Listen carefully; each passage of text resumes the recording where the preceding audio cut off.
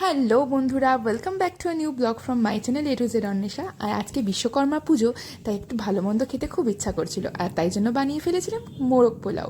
অনেকে এটাকে কাচ্চি পোলাওও বলে থাকতে পারো, কারণ এটা বাংলাদেশের খুব ফেমাস একটা আইটেম। তো এটা বানানোর জন্য আমি প্রথমেই নিয়ে নিয়েছিলাম 2.5 কাপ মতন গোবিন্দভোগ চাল। অনেকে বাসমতি চালেও করতে পারো, কিন্তু আমি এটা গোবিন্দভোগ চালে করেছিলাম। তার জন্য আমি চালটাকে আধা ঘন্টা আগে জলে ভিজিয়ে রেখেছিলাম। এরপর একটা ছাঁকনির মধ্যে চালটাকে ছেঁকে নিয়েছিলাম জলটা পুরোপুরি ঝরানোর জন্য।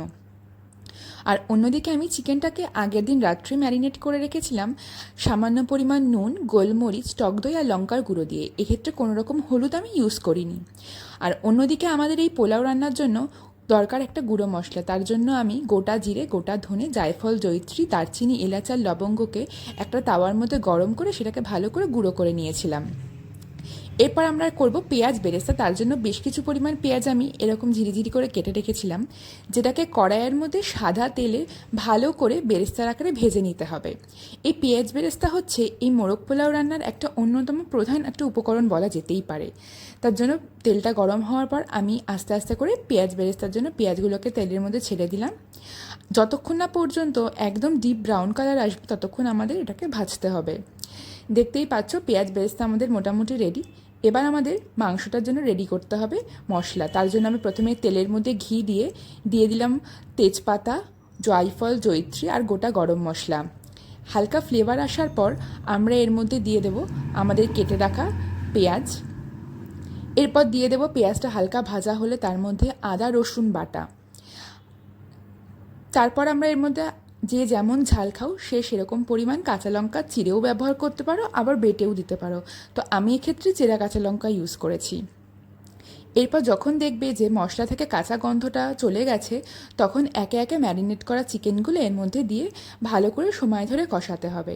প্রথমে গ্যাসের ফ্লেমটা আমার হাইতে থাকলেও কিছুক্ষণ পর আমি গ্যাসের ফ্লেমটাকে একদম সিমে দিয়ে বেশ কিছু সময় ধরে মাংসটা ভালো করে কষিয়ে নিয়েছিলাম। বলে রাখি, আমি এক্ষেত্রে কোনো জল এখানে ইউজ করিনি। এতে মাংসের টেস্টটাও ভালো হয় আর পোলাওয়ের স্বাদটাও ভীষণ ভালো লাগে। দেখতেই পাচ্ছ এবার আমাদের মাংসটা মোটামুটি ভালোভাবেই সেদ্ধ হয়ে রেডি হয়ে গেছে।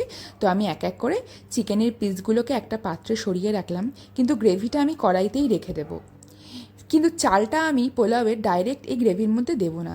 তো আমি আলাদা একটা পাত্রের মধ্যে তেলে ঘি দিয়ে চালটা দিয়ে ভালো করে ভেজে নেব। আর এক্ষেত্রে আমি ব্যবহার করব প্রথমে করে রাখা যে ভাজা মশলাটা করেছিলাম, সেটা 1 চামচ মতন দিয়ে আমি চালটার সাথে মিক্স করে ভালো করে ভেজে নেব। চালটা ততক্ষণই ভাজতে হবে যতক্ষণ না চালের কালারটা ট্রান্সপারেন্ট টাইপের না হয়ে যায়। ভালো করে মিডিয়াম সিমে রেখে চালটা আমাদের বেশ কিছু সময় ধরে ভাজতে হবে। দেখতেই পাচ্ছ চালের কালারটা প্রায় ট্রান্সপারেন্ট মতন হয়ে গেছে, তখনই বুঝে যেতে হবে যে চাল ভাজা প্রায় আমাদের রেডি।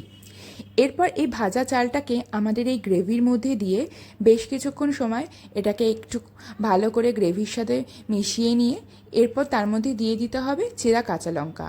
তো আমি বলে রাখি, যে যেমন ঝাল খাও সে সেরকম কাঁচা লঙ্কা এক্ষেত্রে ইউজ করতে পারো। আমরা এই মোরগ পোলাওটা একটু ঝাল ঝাল ভালোবাসি, তাই জন্য এখানে চেরা কাঁচা লঙ্কা দিয়ে দিয়েছি। এরপর চালটা সেদ্ধর জন্য আমাদের দুটো জিনিস দরকার, সেটা হচ্ছে দুধ আর জল। এই রেশিওটা আমি শেয়ার করছি, কারণ এই রেশিওটা এদিক ওদিক হলেই কিন্তু রাইসটা একদম ঝরঝরে হবে না।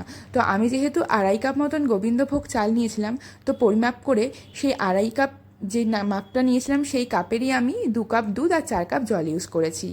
এরপর আমি ভালো করে চালটাকে সেদ্ধ করব কিছু সময় ধরে, এবং তার জন্য আমি এটাকে পুরো ঢাকা দিয়ে দিলাম।